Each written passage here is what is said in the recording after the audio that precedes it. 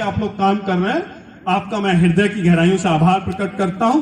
साथियों, कार्यक्रम को आगे बढ़ाते हुए, क्योंकि बहुत सारी प्रतिभाएं यहाँ चीजें कहने को होती हैं, बहुत से वक्ताओं को सुनने का अवसर मिला। थोड़ी देर पहले प्रवीण भारतीय जी ने कहा था कि कुलदीप मलिक जी के बारे में कि मैं पागल प्रोफेसर को बुला रहा हूं। सोफे पे आ जाइए। लोकल लोग हैं, किसी भी पार्टी के मंत्री के, किसी भी पार्टी के जो जाने माने लोग हैं उनके, और उनका मुझे पता कैसे पड़ता है, क्योंकि जब उनके विरुद्ध आवाज उठाता हूं तो कोई ना कोई पिताजी के पास पहुंच जाता है कि जी बालक थोड़ा दो पैसा कमा ले रहा हो तो कुछ खास दिक्कत है क्या तुम्हें? अजी खाका मारने में तुम्हारी कोई बात हो तो तुम बताओ, तुम्हारे यहाँ झाड़ू न लग रही हो तो तुम्हारा लगवा देंगे, तुम्हारे यहाँ की नाली साफ न हो तो तुम्हारी करवा देंगे। पर यदि बालक लग गया तो दया राखियो यहाँ पे, हल्का हाथ राखियो यहाँ पे। पर फौजी हूं, 19 साल फौज में रहा हूं तो हाथ हल्का रखूं कैसे? हाथ तो टेढ़ा रखना पड़ेगा। हम फौजियों के बारे में यह भी कहा जाता है कि हमारा दिमाग घुटने में होता है। किसी मंत्री के लड़के को मैंने छेड़ दिया, उसने खबर पहुंचाई, क्या उससे मास्टर के लौंडा को कह दीजिएगा कि घाटे तोड़ देंगे। मुझे कुछ भी जरा भी पीड़ा नहीं हुई, लेकिन उस आदमी ने जिसके हाथ खबर पहुंचाई तो उसने ये कहा कि आपके पिताजी 30 साल से 40 साल से विधायक है, मंत्री हैं, और उसके बाद भी एक छोटा सा आदमी यदि मंच से तुम्हारा नाम लेके बताता है तुम भ्रष्टाचारी हो, तो सोचने की जरूरत तुम्हें है कि उसमें इतनी हिम्मत आई कहां से। मुझ में कोई एक्स्ट्रा हिम्मत नहीं है, वही 206 हड्डियां मुझ में है। कभी टूटी भी मिल सके किसी दिन आपको, हो सकता है आप में से कोई मुझसे मिलने जाए जेपी में या कैलाश में या कहीं पे किसी हॉस्पिटल में, मुझे बिल्कुल भी डर नहीं लगता उससे। जब पाकिस्तानियों से डर ना लगा तो अपनों से क्या डर लगा? अपना मारेगा तो छाए में तो फेंकेगा, वो तो पता नहीं क्या करते मेरे साथ में। तो जो यहां पे बोलने आते हैं, यदि वो सही से ना बोले तो भ्रष्टाचार कर रहे हैं, पर जो सामने बैठे यदि वो सही से ना सुने तो वो भी भ्रष्टाचार कर रहे हैं। इसलिए अपने हाथ से मोबाइल निकाल दो और जोरदार तालियां बजाओ। मोबाइलों को जेब में रख लो सारे के सारे। एक भी आदमी के पास यदि एक भी बार मुझे मोबाइल पे पीछे भी और आगे भी यदि बात करते हुए लग रहा है, इसका मतलब वो मुझे सुन नहीं रहा, और सुन नहीं रहा तो भ्रष्टाचार कर रहा है, चाहे थोड़ा सा ही कर रहा है। जितना उसे मौका मिल रहा है उतना कर रहा है, तो फिर किसी और भ्रष्टाचारी की तरफ उंगली उठाने का उसे कोई हक ना मिलेगा। तो इसलिए अब के बाद में हम जितनी भी बात करेंगे तो निश्चित रूप से मैं उम्मीद करता हूं कि मेरी बात सुनने लायक हो कि ना हो, पर जब मुझे मंच दे दिया गया है तो अब आपको सुना के तो रहूंगा। ये एटीट्यूड तो मुझे फौज ने और मेरी संस्कृति ने दिया है।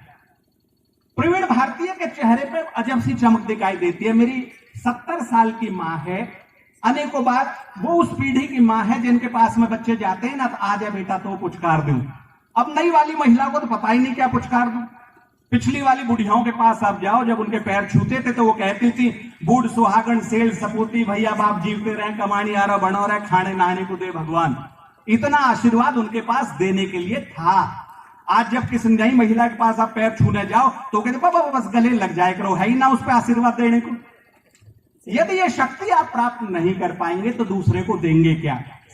बहुत बार इसके चेहरे में प्रवीण के एक चमक दिखाई देती है, और ये लगता है ये चमक आई कहां से, तो स्वयं श्रीवास्तव नाम के कवि हैं, उन्होंने एक कविता कही और मुझे लगा कि ये तो शायद प्रवीण भारतीय के रूप लिए कहा है उन्होंने।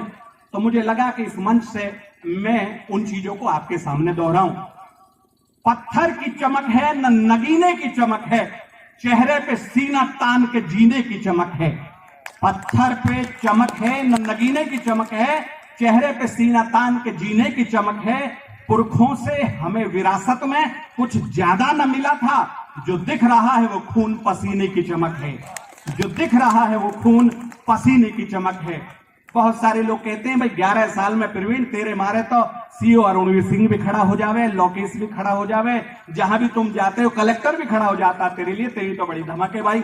तब प्रवीण कहते हैं, उनके शब्दों को मैं यहां से कह रहा हूं कि दुनिया समझ रही है चमक गया हूं मैं, दुनिया समझ रही है चमक गया हूं मैं, पर दिल ही जानता है बहुत थक गया हूं मैं। आसान लग रहा है सफर देखने में, मगर दीवानगी की आखिरी हद तक गया हूं मैं। 35-37 साल का प्रवीण भारतीय, एक बेटा एक बेटी है, आज तक किराए के घर में रहता है, ग्रेटर नोएडा में रहकर अपना मकान नहीं है। आगे को कैसे उन बालकों की उच्च शिक्षा का प्रबंध करेगा, कैसे उस लड़की के फेरे घेरेगा, और कैसे अपनी बाकी व्यवस्थाओं को करेगा इसकी कोई गारंटी नहीं है। लेकिन कहीं ना कहीं ये उस चिड़िया से प्रभावित है जो पेड़ पे बैठती है, जैसे ये नहीं पता कि अगले मिनट खाना कहां से मिलेगा। रथ है। भाटी जी आ जाओ। दूसरी छोटी बेटी पोस्ट ग्रेजुएट है और फरीदाबाद के पाली पाखल की वर्तमान सरपंच है। सासू अनपढ़ थी, महिला सीट थी, इसलिए बेटी आज इंग्लिश में पाली पाखल के तमाम स्कूलों में और तमाम कार्यक्रमों में इंग्लिश में और हिंदी में यानी कि सही तरीके से संबोधन देती। एक अधिवक्ता आदरणीय मौसा जी, बहुत बहुत बधाई, बहुत बहुत। योग के क्षेत्र में पूरे भारत करते रहते हैं। राजीव विकल जी आए, इनके बाद पूर्वांचल मिथ्याचल सेवा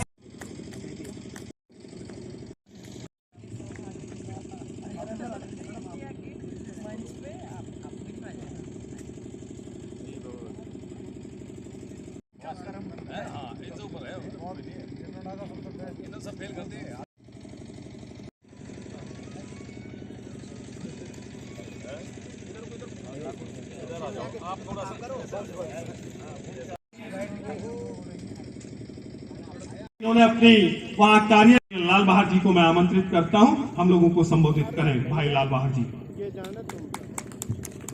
बहुत बहुत धन्यवाद प्रवीण भाई। सम्मानित मंच को प्रणाम करता हूं और यहाँ मौजूद मेरे पिता तुल बुजुर्ग नौजवान साथी धन्यवाद ज्ञापित करता हूं प्रवीण भारती जी का, उनकी टीम जो है हम देख रहे हैं, सब हमको जानते पहचानते हैं। आज ये देर से है, मैं इनको देख रहा था, ये बहुत सक्रिय हैं। मैं शुरू से ही इनसे जुड़ा हुआ हूँ। प्रवीण भारती कोशिश कीजिएगा, सभी लोग जो वहाँ बैठे हुए हैं। आज के इस कार्यक्रम में मैंने देखा समय का प्रबंधन, जीवन का प्रबंधन, समय का प्रबंधन, संगठन को, देश का प्रबंधन, परिवार का, ये मूल्यगत है, तथ्यगत नहीं है। और समय का प्रबंधन जो है यही अनुशासन का प्रबंधन है। मैं देख रहा हूँ काफी सालों से यहाँ भारतवर्ष में लोग जैसे 3-3, साढ़े 3 घंटे जैसे कहीं पर नीलम भाटी जो विशेष रूप से मंदिर है, क्योंकि आज उनका मैंने बात सुनी है, क्रश था उनमें। एक बात ये कि उन्होंने विषय को पकड़ा सही तरीके से। और हमारे बीच में जो अभी भाई साहब बोल के गए, इनका क्या नाम है जो पुलिस में, लाल बहादुर। आपके पुलिस के डीजी जो है वो तिहाड़ जेल के डीजी और पुलिस कमिश्नर और बाद में सीबीआई डायरेक्टर बनने हैं। वो हमारे बहुत हमको मानते थे, हमारे काफी अगर हमारे बीच आए जो कि एफआर